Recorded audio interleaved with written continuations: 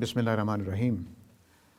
عورت اور اسلام کے حوالے سے ہم قرآن مجید کے احکامات، اس کی ہدایات کو سمجھ رہے ہیں۔ اس سلسلے میں ہم نے کئی بنیادی اصول، کئی آفاقی اصول، کچھ قرآن کے یا اسلام کے اصول اپنے ان کو پیش نظر رکھ کے احکام کو سمجھ رہے ہیں۔ اور پچھلی نشست میں ہم نے یہ بات سمجھی تھی کہ قرآن مجید شوہروں کو قوام بنا رہا ہے، تو اس کے پیچھے کیا حکمت ہے یا دانائی ہے، یا وہ کیا اسباب ہیں جن کی وجہ سے ایسا کیا جا رہا ہے۔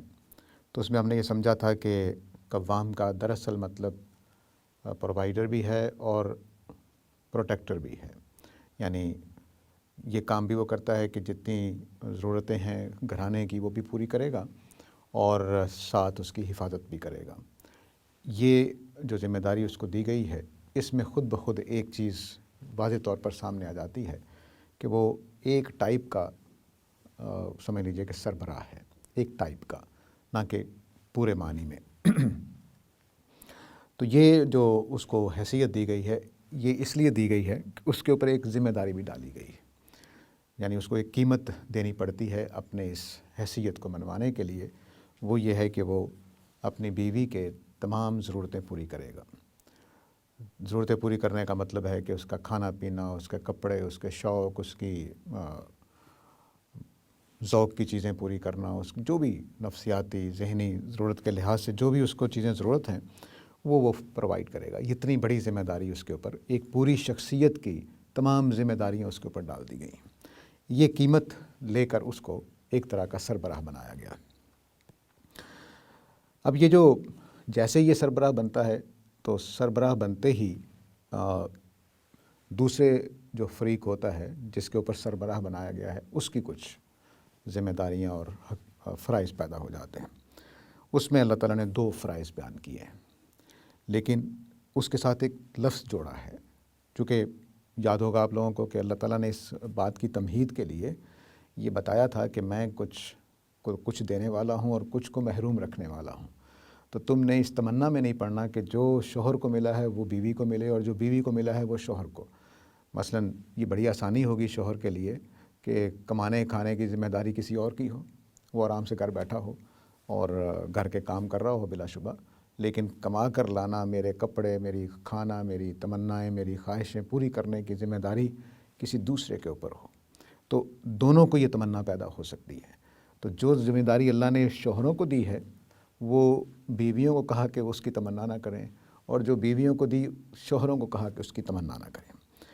یہ کیوں کہا گیا؟ کیونکہ اس میں ظاہر ہے کہ ایک کو محروم رکھا جا رہا ہے، ایک کو کچھ چیز دی جا رہی ہے، تو یہ خدا کو بھی اس کی لحاظ ہے کہ وہ اس طرح سے ایک کام کرنے جا رہے ہیں۔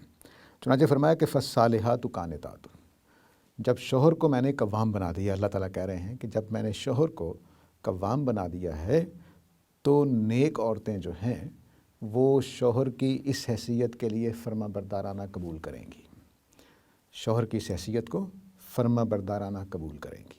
یہ پہلے ان کا فرض ہو گیا۔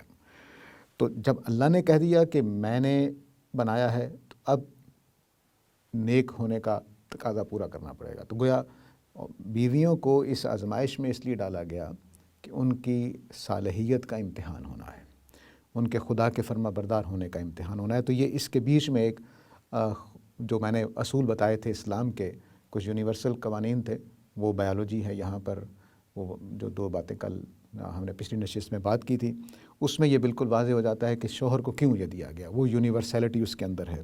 لیکن اب ایک امتحان کی غرض سے، کیونکہ اوپر سے تمہید بھی یہی تھی کہ میں نے ایک ذمہ داری دے رہا ہوں، ایک حق دے رہا ہوں اور ایک حق چھین رہا ہوں، تو اس کو فرمایا کہ تم اگر نیک ہو، نیکی کا امتحان پورا کرنا چاہتے ہو، تو پھر تمہیں قانتات بن کے رہنا ہے۔ قانتات فرما بردار کو کہتے ہیں۔ تو ظاہر ہے جس نظام میں ڈھال دیا جائے اس کی فرما برداری اختیار کرنی پڑتی ہے، خواہ آپ اپنے مقام مرتبے میں جس کو سربراہ بنایا گیا اس کے مقابلے میں بہت بلند درجہ ہوں۔ اس کو ہماری جو مشترکہ ہم مل کر کام کرتے ہیں تو اس میں لیڈرز بنائے جاتے ہیں۔ مثلاً کرکٹ کی یا فٹ بال کی ٹیم ہوگی تو اس میں ایک کپتان بنایا جاتا ہے۔ ٹیم کامیاب اس وقت ہوگی جب کپتان کو سارے لوگ کپتان باقی ممبرز ٹیم کے اس کو کپتان مان لیں، تو تبھی اچھی کامیابی سے ٹیم چلے گی۔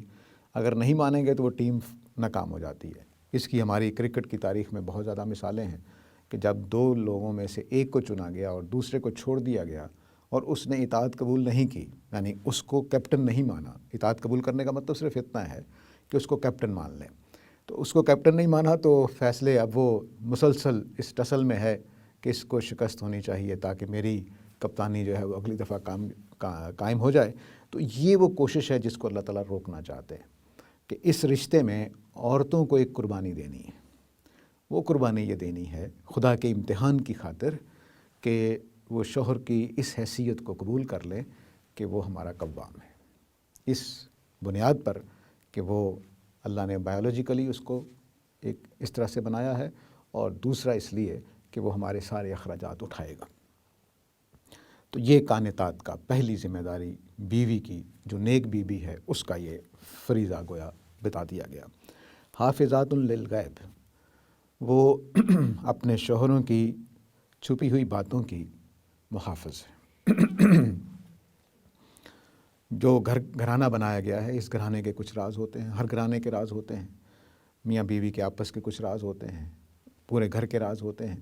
ان رازوں کا نگہبان عورت کو بنایا گیا ہے، کیونکہ اگر وہ باتیں بتائے گی تو وہ سب سے زیادہ اس کو جاننے والی ہے۔ تو یہ دو ذمہ داریاں عورت پہ ڈالی گئیں اس پہلو سے کہ وہ قوام کو قبول کرے اور قوام کی غیبوں کی حفاظت کرنے والی ہو۔ تو یہ بنیادی یعنی جو رشتہ بنا ہے اب وہ یہ کہ ایک آدمی کو جو درجے میں برابر ہے، انسان ہونے کے اعتبار سے برابر ہے، کوئی فضیلت اس کو حاصل نہیں ہے، کوئی اس کے اندر یہ نہیں ہے کہ وہ بہت لائق ہے، وہ بہت نالائق ہے، ایسا کچھ نہیں ہے۔ دونوں برابر ہو سکتے ہیں اپنے لیاقت میں، اپنی ذہانت میں، اپنی کارگزاری میں، اپنی زندگی بہتر گزارنے میں، اپنے ذہن کے اندر کریٹیوٹی ہونے میں، سب برابر ہو سکتے ہیں، دونوں میاں بھی برابر ہو سکتے ہیں۔ لیکن جیسے ہی کپتان بنا دیا گیا ایک کو، تو باوجود اس کے کہ وہ برابر ہے یا بلند ہے، اس کو کہا گیا ہے کہ تم نے فرما بردارانہ طریقے سے اس حیثیت کو قبول کرنا ہے۔ یہ ظاہر ہے کہ ایک قربانی ہے، اس پہ اللہ تعالیٰ نے صالحات کا درجہ عطا کر دیا ہے کہ جو یہ خدا کی خاطر کانتات بنے گی، اللہ تعالیٰ اس کو صالح سمجھیں گے۔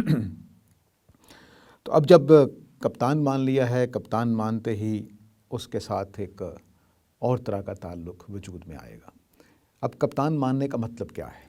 قرآن مجید میں جتنی باتیں بتائی گئی ہیں وہ ہم انشاءاللہ اگلی نشست میں دیکھیں گے، لیکن کپتان بننے کا مطلب میں نے جو مختصر طور پر بتایا ہے وہ یہ ہے کہ وہ پرووائڈر ہے اور پروٹیکٹر ہے، یہ اس کی ذمہ داری ہے۔ اب پروٹیکشن کئی پہلوؤں سے ہو سکتی ہے، مثلاً یہ کہ میری بیوی کو ایسا کام نہ کرے جس سے برادری میں نقصان ہو جائے اس کو، یا محلے میں کوئی نقصان ہو جائے، یا میری ساکھ کو کوئی نقصان پہنچے، یا گھرانے کی ساکھ کو کوئی نقصان پہنچے، برادری کو کوئی نقصان پہنچے۔ یہ ساری چیزیں پیش نظر ہو سکتی ہیں، اور ان کے پیش نظر وہ بیوی پہ کچھ پابندیاں لگا سکتا ہے۔ باس ہونے کا یہ مطلب ہے، وہ پابندیاں کیا کہ مثال کے طور پر یہ کام نہیں ہونا چاہیے، یہ فیصلہ مل کر کیا جا سکتا ہے، اور مل کر کرنے میں مشورہ، برادری کے مسائل، یہ وہ صرف غلطی کیا ہوتی ہے، ہمارے جو قوام بن جاتے ہیں وہ اصل میں فطری طور پر ہوتے ہیں، کیونکہ معاشرہ اس طرح سے ڈھلا ہوا ہے، تو معاشرے کی وجہ سے یا اسی بیالوجی کی وجہ سے جو اللہ نے یہاں پیش نظر رکھی ہے، تو وہ قوام بن جاتے ہیں، لیکن ان کو سلیقہ نہیں ہوتا۔ مومن قوام اور غیر مومن قوام میں فرق ہوگا۔ مومن قوام مشورے کے ساتھ چلنے والا ہے، وہ دوسرے کی پوری شخصیت کا لحاظ کرنے والا ہے، وہ کوئی ظالم نہیں ہے، وہ حقوق کا پاسدار ہے، وہ خدا خوفی کے ساتھ سارے معاملات کر رہا ہوگا۔ یہ فرق آنا چاہیے۔ تو ہم صرف یہ کہہ کر نہیں جان چھڑا سکتے جی میں قوام ہوں جو مرضی کر لوں، نہیں، ایسا نہیں ہے۔ قوام کے اوپر بہت ساری پابندیاں لگی ہوئی ہیں، عدل، انصاف، حقوق، خدا خوفی، پتہ نہیں کیا کچھ ہے۔ تو اگر مومن قوام ہے تو وہ سید القوم خادمہم، وہ بیچارہ خادم ہوتا ہے، تو لیکن نگرانی کر رہا ہوتا ہے، فائنل اتھارٹی بعض چیزوں میں اس کے پاس ہوتی، جو اہم چیزیں ہیں۔ مثلاً ہمارے ہاں تو چونکہ بہت زیادہ خرابی ہے سماج میں، تو میں بلکہ علماء کو یہ کہا کرتا ہوں کہ آپ لوگوں نے کتنے عجیب فتوے دیے ہوئے ہیں۔ وہ اگر شوہر غصے والا ہے تو روزہ رکھے ہوئے اگر کسی خاتون نے کھانا پکانا ہے اور کھانے میں اگر نمک زیادہ ہو گیا تو شوہر ہو سکتا ہے طلاق دے دیں، تو شوہر کو ٹھیک کرنے کی بجائے ہمارے ہاں یہ فتویٰ دیا گیا کہ بیوی روزہ توڑے بغیر تھوڑا سا اگر نمک چکھ لے کھانے کا تو اس کے لیے جائز ہے۔ یعنی خدا کے ایک حکم کی پاسداری میں تو وہ گڑبڑ کر سکتی ہے، لیکن شوہر کی غصے کو نہیں کنٹرول کرنا ہم نے۔ تو خدا کے ہاں یہ قوام نہیں ہے کہ وہ آپے سے باہر ہو جاتا ہے، حقوق کا کوئی پتہ نہیں ہے اس کو۔ تو قوام بنانے کے لیے، اچھا قوام بنانے کے لیے ہمیں معاشرے کو بہتر کرنا ہے، تعلیم دینی ہے۔ تو ابھی ہم نے جو بات سمجھی ہے کہ ادھر ایک شخص کو باس بنا دیا گیا ہے، قوام بنا دیا گیا ہے، بڑے لمیٹڈ معنی میں، اس معنی میں باس نہیں ہے جس معنی میں کسی فیکٹری میں یا ادارے میں ہوتا ہے۔